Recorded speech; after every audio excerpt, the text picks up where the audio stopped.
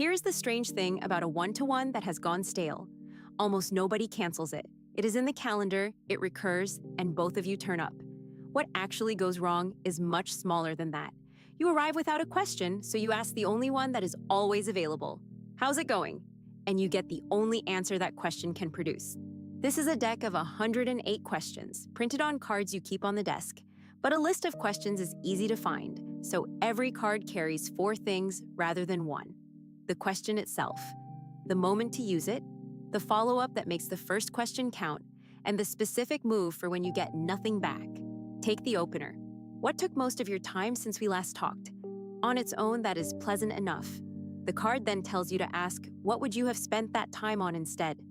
That second question is where the useful part lives. And if the answer is just a list of tasks, the card tells you what to do next. Make them rank it. The harder problem is knowing which cards to pull, and that is what the router does. 22 things you might genuinely have noticed this week. Messages arriving late at night. All good, for the 4th week running. A strong performer passed over again. Deadlines slipping at the edges rather than in the middle. Each one is mapped to 3 specific cards, in order with the reading behind why that order. For the meetings you already run, there are 12 pick 3 cards. The standing weekly, the growth conversation, the run-up to a review, a new report's first month, the skip level, the hard week. Each trio opens wide, deepens once, and closes on a commitment, and each card prints the 3 real questions and the reason they sit in that sequence. The questions are grouped into 12 situations: the standing check-in, the blocker nobody volunteers, career and growth, feedback in both directions, including feedback about you, the report who says everything's fine every week, the one who is visibly overloaded, the debrief after a project, skip levels, remote reports, and working across teams. There is also a printable rotation log, and it exists because of one very predictable failure. The workload questions are easy and urgent, so they get used every single week.